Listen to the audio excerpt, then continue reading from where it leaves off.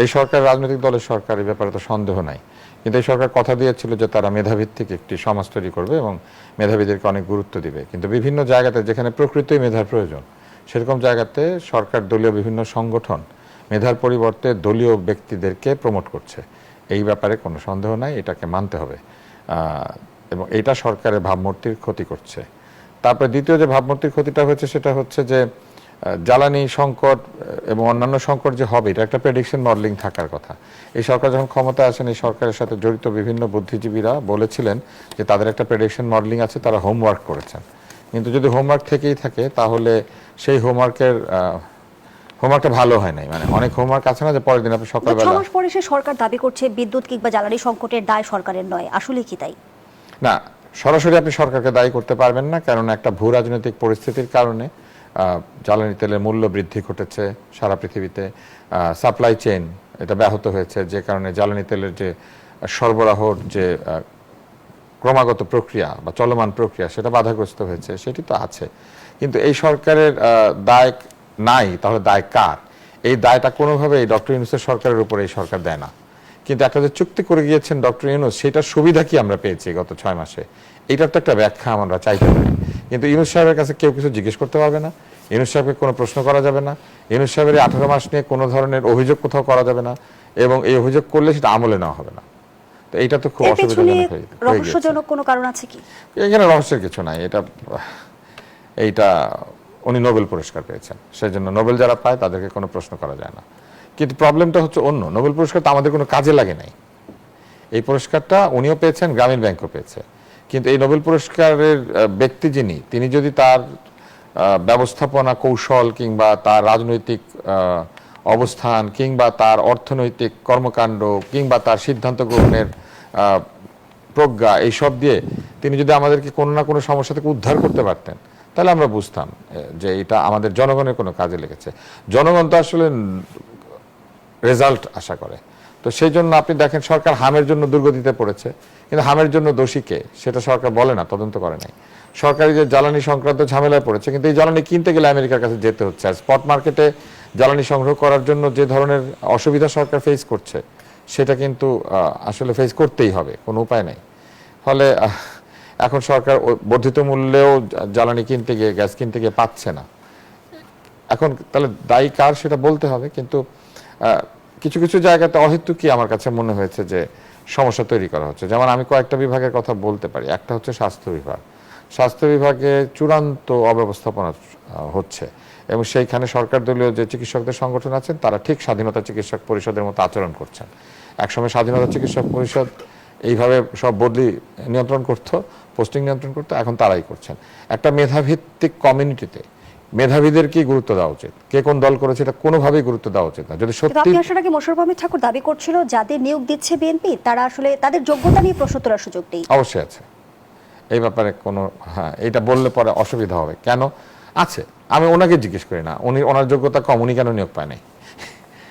তাইলে আমার থেকে আরো যোগ্যতা এটা এখন যারা দল করে, এটা যারা দল করে তারা বলবে, কারণ তাদের উপায় নাই। কিন্তু বা দলকে সমর্থন করে তারা বলবে। কিন্তু এরকম বহু যোগ্য মানুষ আছেন বিএনপিতে, তারা কোনো জায়গায় পাচ্ছেন না, এবং তাদের অভাব অভিযোগ, তাদের হতাশা ফেসবুক সোশ্যাল মিডিয়াতে আসছে। এখন এটা কিন্তু আমি সমালোচনার জন্য বলছি না, এটা এই জন্য বলছি যে মেধাভিত্তিক সমাজ তৈরি করতে গেলে সবসময় দলের পরিচয়কে বাইরে ফেলে দিতে হবে। কেন? কারণ সব দলেই মেধাবী লোক আছেন এবং তারা সকলেই বাংলাদেশে। সেখানে মোশাররফ আহমেদ ঠাকুর প্রশ্ন রেখেছে, বিএনপি ক্ষমতায় এসে কি তাহলে এনসিপি লোকজনদের নিয়োগ দিবে বা জামায়াতের লোকজনদের? সেরকম মেধাবী লোক থাকলে একজন দুজনকে দিবে, কারণ বিএনপি তো দেশের দায়িত্ব নিয়েছে, তাই তো দলের দায়িত্ব নেয় নাই। দলের ভোটাররা ছাড়াও বিএনপিকে অনেকে ভোট দিয়েছে। শুধু কি দলের ভোটে একটা সরকার ক্ষমতায় যায়? দলের ভোটাররা যেমন ভোট দেয়, দল নিরপেক্ষ আমার আপনার মতো যারা মধ্য অবস্থানে থাকে তারাও বিভিন্ন সময় অবস্থা বিবেচনা করে, পরিস্থিতি বিবেচনা করে দলকে ভোট দেয়। ফলে এই লোকগুলির কথা তো চিন্তা করতে হবে। আমি আপনাকে একটা সহজ অঙ্ক দিই, আমি আপনাকে একটা সহজ অঙ্ক বলি। ধরেন বাংলাদেশে বিএনপির সমর্থক 30%, তাহলে বাংলাদেশের মেধাবীদের মধ্যে 30%, এমন তো না যে ওই 30%-এর মধ্যে বাংলাদেশে 100% মেধাবী আছে। তো ধরে নিচ্ছি বিএনপি এবার কত পার্সেন্ট ভোট পেয়েছে? 51%। ধরে নিলাম বাংলাদেশের সব মেধাবীর অর্ধেক হচ্ছে বিএনপিতে। কিন্তু এটা বলা যাবে না কি জন্য? কারণ আওয়ামী লীগ তো নির্বাচন করে নাই। তাহলে আওয়ামী লীগের ভোটাররা আমরা ধরে নিচ্ছি অনেকেই বিএনপিতে ভোট দিয়েছেন, তো এইখানে আওয়ামী লীগের ভোট আছে। কিন্তু ধরেন তাও তর্কের খাতিরে স্বীকার করছি যে 51% ভোট পেয়েছে মানে বাংলাদেশে 100 জন মেধাবীর মধ্যে 51 জন বিএনপির, তাহলে 49 জন তো বিএনপিতে নাই, কিন্তু ওইখানে মেধাবী আছে না? সেই মেধাবীদের কি রাষ্ট্রীয় কাজে, সরকারি কাজে, বাংলাদেশের কাজে অংশগ্রহণ করার অধিকার নাই কিংবা যোগ্যতা নাই? সেই প্রশ্নে আমি মোশাররফ হোসেন এখন সেই যোগ্যতা আসেন, এইবার আসেন, ধরেন এই বাকি 49 জনের মধ্যে অর্ধেক হচ্ছে জামাত আর এনসিপি, ধরেন ঠিক আছে, ওরা বিরোধী দল, ওদেরকে জায়গা দিলাম না, বাকি যে অর্ধেক অর্থাৎ 49-এর অর্ধেক, মনে করেন আমি ধরে নিচ্ছি 23%, এই 23% তো দল নিরপেক্ষ, যারা কোনো দল করে না, এরা থাকে সবচেয়ে বিপদে, জানেন? এরা যখন আওয়ামী লীগ ক্ষমতা আসে তখন জায়গা পায় না, কারণ আওয়ামী লীগের সমর্থকরা এসব বলে কি যে উনি তো আওয়ামী লীগের না, ওনারা কেন দিবেন? আবার যখন বিএনপির আসে তখন আবার বিএনপির লোকেরা এসে বলে আমরা এতদিন বিএনপির জন্য কাজ করেছি, ওনাকে কেন দিবেন? তাহলে যে লোকটা জীবনে দল করলো না সে দেশের সেবা করার কোনো জায়গা পায় না। এই সরকারই প্রথম আঙ্গুলে ভোটের কালি মুছে যাওয়ার আগেই সে ইস্তেহারের দফাওয়ারি কাজ শুরু করেছে। আপনি দেখেছেন যে ঈদের আগে সরকার ক্ষমতা গ্রহণের একদিন পরেই তো রোজা শুরু হয়, রোজার পর ঈদের আগে ফ্যামিলি কার্ড বিতরণ শুরু হয়, তারপরে পহেলা বৈশাখে কৃষক কার্ড, তারপর অন্যান্য যে প্রতিশ্রুতিগুলি ছিল সেগুলি বাস্তবায়ন আরম্ভ হয়। এক, 2 নম্বর হচ্ছে আমি অন্যদিকে দেখাই গণমাধ্যমের দিকে। গণমাধ্যমের এদিকে আপনারা শুনতেন যে আগে আওয়ামী লীগের সময়ে ওই পিসিআর থেকে এখানে নির্দেশনা আসতো, এটা তাড়াতাড়ি একটু বিজ্ঞাপনে যান, ওটা বন্ধ করেন, উমুককে বন্ধ করে, উমুককে এই পয়েন্ট বন্ধ করেন। আমরা পাশ থেকে হয়তো শুনতাম। এইরকম তো কেউ আজ পর্যন্ত এই 6 মাসে কোনো গণমাধ্যমে, ইলেকট্রনিক্স মিডিয়াতে কেউ ফোন করেন এই সরকারের পক্ষ থেকে। তারপরে আপনি দেখুন, এক প্রদীপ মাত্র 203 জনকে খুন করেছিল, 204 নম্বর খুনটা হচ্ছে মেজর সিনহা। তারপরে সরকার নড়ে চড়ে বসতে হয়।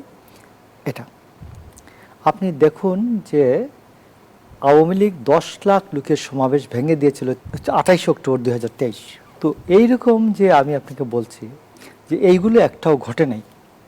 তো এখন যে জিনিসটা হচ্ছে, এই সরকার ক্ষমতা গ্রহণের 12 দিনের মাথায় আমেরিকা ইরান যুদ্ধ শুরু হয়ে যায়, এবং এই যুদ্ধের যে প্রভাব বিশ্বব্যাপী, বিশেষ করে আমাদের এই অঞ্চলে তো বটেই, কারণ আমরা এই অঞ্চলে জ্বালানি আমরা এই অঞ্চল ইয়ার থেকে সংগ্রহ করে, হরমুজ প্রণালী দিয়ে সংগ্রহ করি। এই হরমুজ প্রণালী বন্ধ হয়ে যাওয়ার পরে এর প্রভাব তো পড়বে।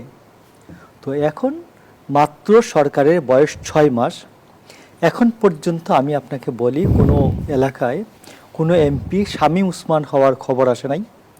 এখন পর্যন্ত কোনো এলাকায় কোনো এমপি জয়নাল হাজারি হওয়ার খবর আসে নাই। এখন পর্যন্ত কোনো এমপি লক্ষ্মীপুরের তাহের হওয়ার খবর আসে নাই।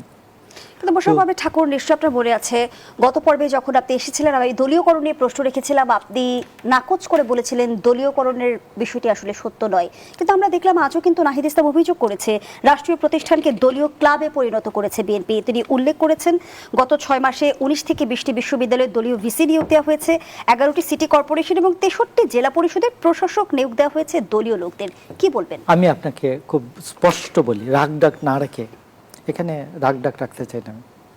বাংলাদেশের একটা বিভাজিত সমাজ আছে। এই বিভাজিত সমাজে শিক্ষকদের মধ্যে কেউ না কেউ লাল দল করেন, নীল দল করেন, গোলাপি করেন। নীল, গোলাপি, সাদা, এই তো এরশাদের একটা গোলাপি ছিল, বিএনপি সাদা দল, আর বিশ্ববিদ্যালয়ে আওয়ামী লীগের নীল দল। নীল দলের অ্যাবসেন্সে যোগ্য মানুষ যারা আছে এদের গায়ে কিছু না কিছু বিএনপির গন্ধ আছে। 2-4 জন রেয়ার খুঁজলে এনসিপি পাওয়া যাবে, আর কিছু জামাত, গুপ্ত জামাত পাওয়া যাবে। তখন কি নাহিদ ইসলাম বলেন যে এনসিপি খুঁজে খুঁজে দিতে হবে তাইলে নিরপেক্ষ হবে? আমি তো এনসিপি দিব না। আমাকে গভর্নমেন্ট, আমাকে জনগণ বাংলাদেশের সরকার পরিচালনা করার জন্য, জনগণের সেবা করার জন্য, শিক্ষার মান উন্নয়নের জন্য শিক্ষা প্রতিষ্ঠানের দায়িত্ব দিয়েছে। আমি তো সেখানে বিএনপি লোকই দিব। আমার বেস্ট ওয়ান, আপনি জিজ্ঞেস করেন যে বিশ্ববিদ্যালয়গুলোর যে ভিসি হচ্ছে এরা যোগ্য ব্যক্তি কিনা। আমি এবিএম ওবায়দুল ইসলামের কথা বলি, ঢাকা বিশ্ববিদ্যালয়ে এবিএম ওবায়দুল ইসলাম পোস্ট ডক্টরাল করা। এবিএম ওবায়দুল ইসলামকে 10 বছর আটকে রেখেছিল যে আওয়ামী লীগ সরকার তাকে ফিজিক্স ডিপার্টমেন্টের চেয়ারম্যান হতে দিবে না। তো টেনিউর আসার পরে দেয়। তারপর তিনি কোর্ট যখন নির্দেশনা দিয়েছে যে তাকে দিতে হবে চেয়ারম্যানশিপ, তার টেনিউর আসলে দিতেই হবে। ধন্যবাদ জানাচ্ছি। থার্ড বা ফোর্থ টেনিউরে গিয়ে তিনি চেয়ারম্যান হয়েছেন। সরকারি মূল্যায়ন নিয়ে তো আপনার কাছে প্রশ্ন আনবই, কিন্তু মোশাররফ আহমেদ ঠাকুর যে বিষয়টি ইঙ্গিত করেছে সেখান থেকে যদি আপনি 2-1 লাইন মন্তব্য করেন। যেমনটি মোশাররফ আহমেদ ঠাকুর বলছিল যে বিএনপি ক্ষমতায় এসে তো আসলে বিএনপির লোকজনকেই বিভিন্ন জায়গায় বসাবে, সেটি কি আসলে দলীয়করণ কিনা, কিংবা তারা কি এনসিপির লোক খুঁজে খুঁজে বসাবে কিনা? ধন্যবাদ আপনাকে এবং ধন্যবাদ আমার বিজ্ঞ সমালোচক জনাব মোশাররফ হোসেন ঠাকুর, যার সাথে আমার দীর্ঘদিনের আলাপচারিতা। আমাদের এখন গোটা ব্যাপারটাকে খুব সামগ্রিকভাবে দেখতে হবে। আমি যেটা মনে করি সেটা হলো এই যে আমরা একটা স্লোগানের পটভূমির মধ্য দিয়ে কিন্তু এই সরকার পরিবর্তনটা দেখতে পেয়েছি। সেই স্লোগানের পরিবর্তনটা কি ছিল? আমি যদি দেয়ালের গ্রাফিতিগুলোর দিকে তাকাই, লেখা ছিল কোটা নয় মেধা। তাহলে দলীয় বিবেচনায় যখন দেওয়া হয় এটি কিন্তু মেধার ভিত্তিতে নয়, এটা হয় একটা কোটা। অমুক জামাত করে, অমুক বিএনপি করে, এটা তাদের কোটা। কিন্তু মোশাররফ আহমেদ ঠাকুর দাবি করেছে তাদের যোগ্যতা নিয়ে প্রশ্ন তোলার সুযোগ নেই। এখন এই যোগ্যতাটা কে নির্ধারণ করবে এবং যোগ্যতাটা নির্ধারণ করবে সবকিছু কিন্তু আমাদের বিবেচনা করার একটা গ্লোবাল স্ট্যান্ডার্ড আছে। যেমন আমাদের ঢাকা বিশ্ববিদ্যালয়কে আপনি র্যাঙ্কিংয়ে খোঁজেন, গ্লোবাল র্যাঙ্কিংয়ে ঢাকা বিশ্ববিদ্যালয় এখন যে জায়গায় গিয়েছে তার দায় কে নেবে? কেন ঢাকা বিশ্ববিদ্যালয় মালয়েশিয়ান বিশ্ববিদ্যালয়গুলোর মতো র্যাঙ্কিংয়ের স্তরে যেতে পারছে না? কেন বাংলাদেশের বিশ্ববিদ্যালয়গুলো আজকে সিঙ্গাপুরের মতো ক্ষুদ্র দেশ তার র্যাঙ্কিংয়ে যেতে পারছে না? সেই জায়গায় কিন্তু আমরা যোগ্য অযোগ্যের জবাবটা পেয়ে যাব। ঢাকা বিশ্ববিদ্যালয়ে এখন কি পরিমাণ গবেষণা হচ্ছে এবং এই গবেষণা খাতে বরাদ্দ বাড়ানোর ক্ষেত্রে কি ভূমিকা রাখা হচ্ছে এবং সেখান থেকে কতটা গবেষক তৈরি হচ্ছে, কি থিসিস হচ্ছে, আমরা জাতি জ্ঞানতাত্ত্বিক জায়গায় কি পাচ্ছি ইত্যাদি প্রশ্নের ভেতর থেকে কিন্তু উত্তরটা বেরিয়ে আসে। দলের লোক দলীয় আনুগত্য কারণের পদায়ন হবে, এটা আমাদের দেশের সংস্কৃতি। আপনি দলের লোক দিয়েছেন, সে মেধাহীন অযোগ্য ছিল, এটা একটা আলোচনা। কিন্তু দলের লোকের বাইরেও যদি মেধাবী লোক থাকে এবং তার যদি কাজের প্রতি লয়ালিটি থাকে, মতাদর্শ কেন তার যোগ্যতার ক্ষেত্রে প্রতিবন্ধক হবে? কেউ যদি লেফটিস্ট হয়, কেউ যদি আপনার অন্য চিন্তা লিবারেল ডেমোক্রেট হয়, কেউ যদি আপনার সোশ্যালিস্ট হয়, তাহলে সেই মতাদর্শিক চিন্তা কেন মেধা থাকা সত্ত্বেও তার যোগ্যতার ক্ষেত্রে প্রতিবন্ধক হবে? পৃথিবীতে বড় বড় প্রফেসররা ভিন্ন মতাবলম্বী, অনেকে নোবেল প্রাইজ পাওয়ার মতো, যারা একসময় নোবেল প্রাইজ অনেকে ডিনায়ও করেছে, সেই রকম লোকেদেরও তো আমরা দেখেছি অনেক ভালো ভালো জায়গায়। কিন্তু বিরোধী দল যেমনটি বলছে 6 মাসের প্রতিটি ক্ষেত্রে ব্যর্থতার পরিচয় দিয়েছে সরকার। 6 মাসের এই সময়ের পরিক্রমায় প্রতিটি ক্ষেত্রেই কি সরকার ব্যর্থ হয়েছে? এতটা আমরা যদি বলি যে হার্ড লাইনে বিরোধী দল কেন গিয়েছে, আমি সেই প্রশ্ন রেখে গেলাম। একটা বিরতি নিয়ে ফিরছি। দেশের জনতন্ত্র গণতন্ত্রের এই পর্যায়ে একটা বিরতি নিচ্ছি। মোশাররফ আহমেদ ঠাকুর, ধন্যবাদ আপনাকে।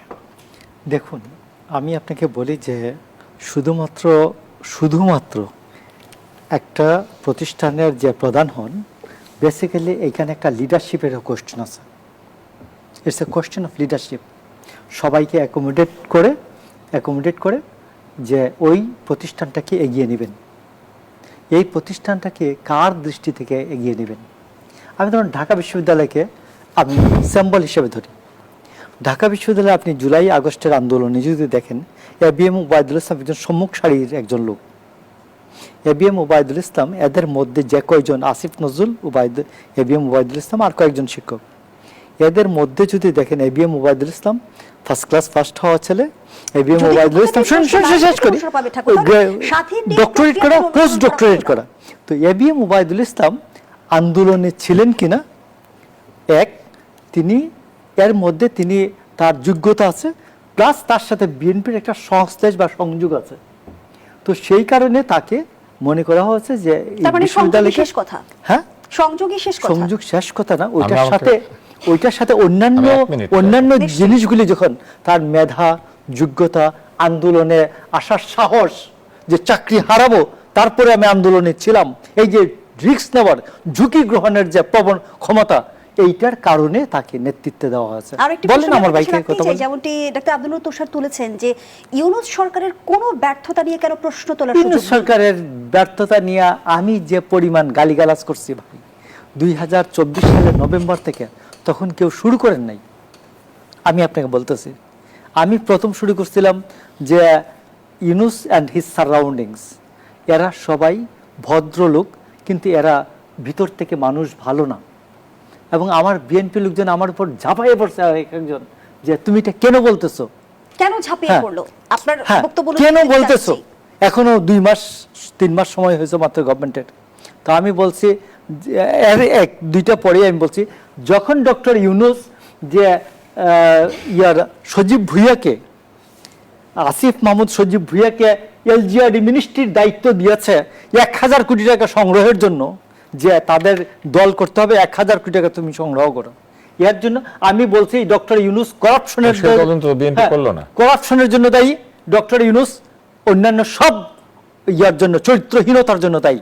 তো ডক্টর ইউনূস এই যে সজীব ভুঁইয়াকে দিয়ে 1000 কোটি টাকা উনি বেশি উঠাইছেন, এবং প্রতিটা এলজিআরডির সেক্রেটারিকে ওই সময় যে কয়জনকে দায়িত্ব দেওয়া হচ্ছে, এদেরকে প্রত্যেককে 300 কোটি টাকা ওই কিন্তু পদ বিক্রি করা হচ্ছে। শাসনামলের দুর্নীতি নিয়ে বিএনপি সরকার কেন নিশ্চুপ?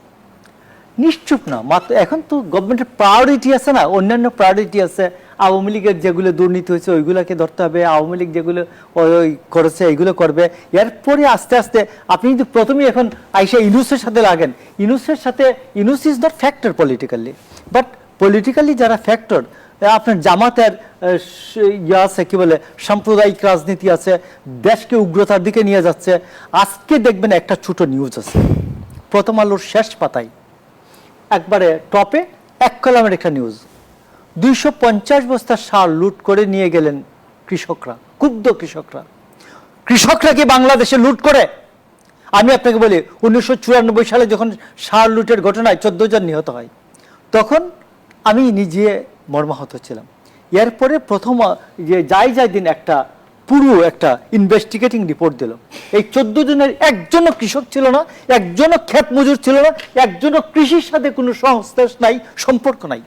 তো এইবার বাংলাদেশকে জামাতে ইসলাম বা সাম্প্রদায়িক রাজনীতির উগ্রতাকে তারা ওইগুলোকে রূপ দিতে যাচ্ছে, কৃষকদেরকে দিয়ে কিভাবে সার লুট করা হবে সারা দেশে।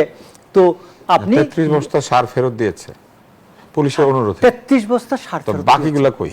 তো আমি বলছি যে দেশে এই অবস্থাটা একটা নিতে চাচ্ছে তারা। জি, আপনি অসংখ্য ধন্যবাদ গভর্নমেন্টের জানাচ্ছি। 6 মাস হয় নাই, আপনি অস্থির, একেবারে গভর্নমেন্ট ব্যর্থ হয়ে গেছে। আপনি কি চান বাংলাদেশে? যদি 1 মিনিটে একটু আপনি বলতেন, যেমনটি গভর্নমেন্টকে আসলে কেউ ব্যর্থ সভাপতি বলে নাই, বলেছেন। গভর্নমেন্টকে কেউ ব্যর্থ বলে নাই। গভর্নমেন্টের কিছু কিছু কাজ নিয়ে প্রশ্ন তুলেছে, সেটা তো উঠবে। যে কাজগুলিকে মানুষ মনে করবে যে ঠিক হচ্ছে না, সেগুলো নিয়ে প্রশ্ন করবে না, সেটাই তো বিএনপি আমাদেরকে প্রতিশ্রুতি দিয়েছে। কিন্তু ইউনূস সরকারের দুর্নীতি বিএনপির আমি আপনাকে একটা জিনিস দিই, এই যে দলীয়করণ হচ্ছে না, কিন্তু দেখেন একটু আগে মোশাররফ ভাই বলছিলেন যে বিএনপির মধ্যে যোগ্য লোক তারাই জায়গা পাচ্ছে। আমি একটা নাম উল্লেখ করে এখন বলবো, ঢাকা মেডিকেল কলেজে আমাদের ভিপি ছিল সাইফুল্লাহ, আওয়ামী লীগ সরকারের সময় তাকে অ্যাসিস্ট্যান্ট প্রফেসর বানিয়ে রেখে দিয়েছিল, জুনিয়ররা সব প্রমোশন পাচ্ছে, সে পায় না। হতাশায় চূড়ান্ত আক্রান্ত হয়ে সে একটা পদত্যাগপত্র সাবমিট করে দিয়েছিল। এটার পরে বহুবার অন্তর্বর্তী সরকারকে বলা হয়েছে যে এই ছেলেটি হতাশাগ্রস্ত হয়ে আসলে এটা দিয়েছে, এইটা উইথড্র করতে দেন। বলেছেন না, পদত্যাগপত্র দিলে নাকি এটা উইথড্র করা যায় না। খুব ভালো কথা।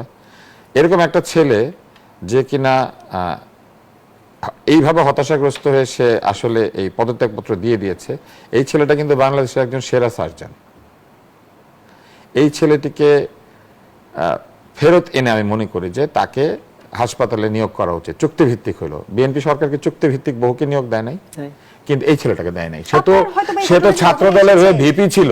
এইবার আসেন আমি একটা বলি, এবং শুধু তাই না, বহু লোককে চাকরি চলে গিয়েছে ফেরত এনে অন্তর্বর্তী সরকার তাদেরকে চাকরি বাকরি ফেরত দিয়ে, এমনকি ভূতাপেক্ষা শব্দ একটা আবিষ্কার করে সেটা দিয়ে তাদেরকে পেনশন পর্যন্ত দিয়ে দিয়েছে না।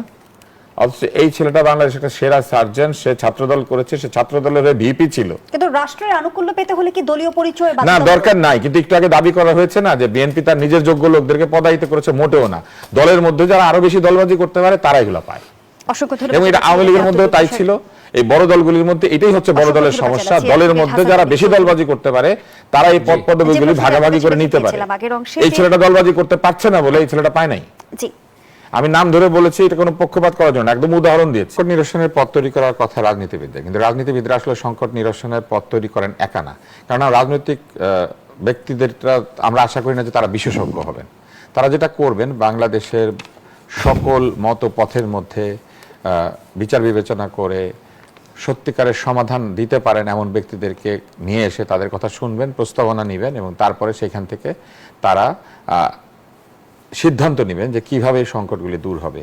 মুশকিল হচ্ছে আমাদের প্রত্যেকটি রাজনৈতিক দল হিজ মাস্টার্স ভয়েসের সেই গ্রামাফোনটার মতো, তারা কেবল ওই গান শোনাতে চায় তাদের লয়াল লোকজনকে, আর গান শুনতে চায় লয়াল লোকদের কাছ থেকে। এবং বিএনপি ভারপ্রাপ্ত মহাসচিব অ্যাডভোকেট রুহুল কবির রিজভী যেমনটি বলেছেন, দলের নাম ভাঙিয়ে অপকর্ম করলে ছাড় নয়। এর আগে স্বরাষ্ট্রমন্ত্রী বলেছেন যে চাঁদাবাজদের তালিকা করা হচ্ছে, পুলিশ চাঁদাবাজির সাথে জড়িত থাকলে তাদের বিরুদ্ধেও ব্যবস্থা নেওয়া হবে।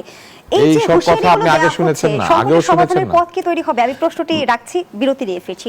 দেশ জনতন্ত্র গণতন্ত্রের এই পর্যায়ে আবারও বিরতি নিচ্ছি, সাথেই থাকুন। ফিরে এলাম, দেখছেন নিউজ 24 নিয়মিত আয়োজন জনতন্ত্র গণতন্ত্র, নিবেদন করছে RICL স্টিল। আমরা আবারও ফিরছি আলোচনায়।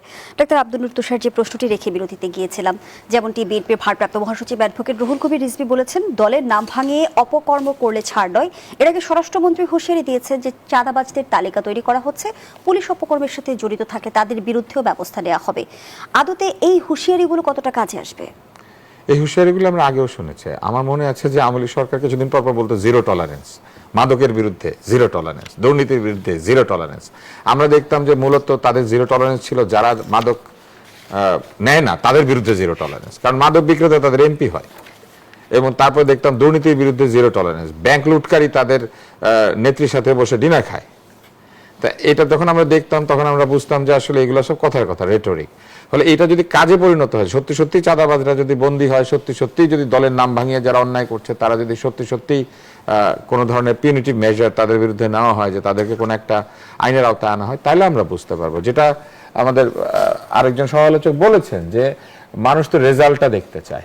এখন উনি একটা জায়গায় বলেছেন যে কোর্টে বসার জায়গা নাই, এরকম অবস্থা যে উকিলদেরকে কালো কোট পরে হাঁটতে হয়। আমি একটা অনেকবার বলেছিলাম যে এই কালো কোটের নিয়মটা বাতিল করলেই তো হয়। এই গরমের দেশে আমরা সেই ব্রিটিশ আমলের সেই জিনিস আমরা বহন করে চলেছি। ব্রিটিশরা এটা পড়ার জন্য বাধ্যতামূলক করেছিল, আসলে বাতিল করে গরমের সময় বাতিল করে। হ্যাঁ, কিন্তু এই শীতকালে আপনি যে কোনো পোশাক পরতে পারবেন, কোটই বা পরতে হবে কেন? আমি কোর্টে যাব বিচার চাইতে, আমি তো পোশাক দেখাইতে যাই না। কিন্তু আপনি দেখবেন যে একটা পোশাক তারা তৈরি করেছেন। এখন উকিলের একটা পোশাক আছে, ডাক্তারের একটা পোশাক আছে, অমুকের একটা পোশাক আছে, কিন্তু প্রবলেম হচ্ছে যে পোশাকটা আছে কিন্তু সার্ভিস ডেলিভারি হচ্ছে না। সার্ভিস ডেলিভারি তো খুবই ইম্পর্টেন্ট। আমি ধরেন এই যে স্বাস্থ্য ব্যবস্থা নিয়ে বারবার কথা বলি কেন, আমি এদেরকে খুব কাছের থেকে চিনি। দলীয় কারণে আরেকটা ছেলেকে বলা হলো যে তোমার কোনো ইউনিট থাকবে না, সে মিনিমালি ইনভেসিভ কার্ডিয়াক সার্জারি করতো, ছোট্ট ছিদ্র করে সেটার মধ্যে দিয়ে সার্জারি করে। এটা বাচ্চাদের জন্য খুবই গুরুত্বপূর্ণ, বড়দের তো বটেই। এই একটা স্পেশালাইজ সার্জারি তার বন্ধ করে দেওয়া হলো কেন জানেন? সে আওয়ামী লীগের সাথে ঘনিষ্ঠ। প্রশ্নটা হচ্ছে সার্জারিটা যখন সে করে তখন কি শুধু আওয়ামী লীগের শরীরে করতো? রোগীদের শরীরে করতো। আপনি এটা বন্ধ করে দিলেন মানে সরকারি হাসপাতালে একটা উন্নত চিকিৎসা বন্ধ হইলো, কারণ অন্যরা এই কাজটা পারে না, অন্যদের শিখতে হবে, এটা ট্রেনিং হবে। এই ছেলেটা যদি সার্জারিটা চালিয়ে যেত, তার সাথে থেকে বিএনপির ডাক্তাররা এই সার্জারিটা শিখতে পারতো। শিখে নিয়ে আপনারা সারাদিন করেন এই সার্জারি, কে না করেছে। কিন্তু আমাদের দেশে এইটাই হয়, আপনি দল করেন না মানে আপনার মেধা সেখানে কোনো মূল্য পাবে না, আপনাকে দল করতেই হবে। মেধাবী লোকটাকেও দলে যাইতে হবে এই জন্য যে সে যদি দল না করে, নির্দলীয় হয়, নিরপেক্ষ হয়, তাহলে উভয় দল মিলে তাকে বাধা দিবে যে আপনি আওয়ামী লীগ না বিএনপি না, আপনি এখানে এসে কি চান, আপনি জামাতও না এনসিপিও না, আপনি কি চান। অর্থাৎ আপনাকে বাধ্য করছে রাজনৈতিক দলের লোকেরা দলীয়কৃত হতে। কারণ আপনি যদি রাষ্ট্র এবং সমাজে বড় কোনো দায়িত্ব পালন করতে চান, আপনাকে দলের ট্যাগ নিয়ে আসতে হবে, দলের সিল থাকতে হবে। ওই যে আপনি দেখবেন কসাই যে গরু নিয়ে যান রাত্রেবেলা, গরুর পশ্চাতে একটা দাগ দেওয়া থাকে, এই সকল মানুষের পশ্চাতে এই দলের দাগ না থাকলে আপনি কোনোদিন রাষ্ট্রীয় কোনো দায়িত্ব পাবেন না। আওয়ামী লীগ আসলে আওয়ামী লীগের লোক আনবে, বিএনপি আসলে বিএনপির লোক আনবে, এনসিপি আসলে এনসিপির লোক আনবে, জামাত আসলে জামাতের লোক আনবে। কোন লোক যদি কোনো দলে না গিয়ে সত্যিকারের গবেষণায় মন দেয়, সে বাংলাদেশে থাকবে না, সে বিদেশে থাকবে। আমার যেমন 39টা বন্ধু বিদেশে থাকে, শুধু একটা ক্লাসে, মানে আমি স্কুলে পড়তাম যে স্কুলের বন্ধু 39 জন বিদেশে থাকে, আমাদের ক্লাসে 76 জন ছাত্র ছিল। এখন দেখেন প্রবলেমটা কোথায়। ইউনূস সাহেব এসে কি বলছিল, ব্রেইন ড্রেইন হবে, রিভার্স ব্রেইন ড্রেইন। ওই দিক থেকে নাকি সব জ্ঞানী ব্যক্তিরা বাংলাদেশে চলে আসবে। বাংলাদেশে চলে আসলে কি হইতো? ওনারা কোনো দল করে না বলে কোনো জায়গা পেত না। এরা কোনোদিন আসবে না বাংলাদেশে, ধন্যবাদ জানাচ্ছি। কোনোদিন আসবে না। বসে- ইউনূসের লোকগুলি কেন আসছিল জানেন? ইউনূস ক্ষমতায় আছে সেই জন্য, কারণ উনি একটা ইউনূস দল তৈরি করেছিল। ইউনূস ক্ষমতা নেই, তারা আবার বিদেশ চলে গেছে।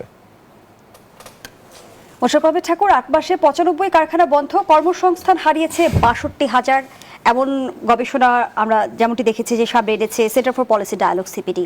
যদি একটু জানতে চাই, অর্থনীতি কি উল্টো পথে হাঁটছে?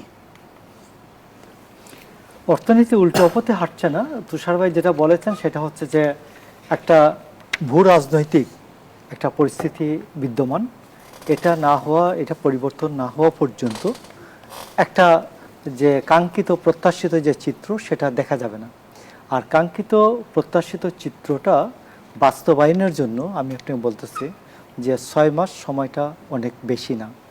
তো এখন সিপিডিরও তো ক্যাবলা আছে, তো সিপিডির ক্যাবলা সম্বন্ধে আমি এই মুহূর্তে আমি মনে করি কিছু বলার দরকার নাই। তবে আপনাকে আরেকটা কথা মনে করিয়ে দিই, সেটা হচ্ছে যে দুইজন জ্ঞানী মানুষ আমার দুই পাশে বসা, ফরাসি বিপ্লব 1789 সালে হওয়ার পরে 1792 সালে মানে 3 বছর পরে বলা হয় মুক্তির জন্য সন্ত্রাস, মুক্তির জন্য স্বৈরতন্ত্র, এবং পুরো ফরাসি সমাজ একটা উল্টা দিকে হাঁটে।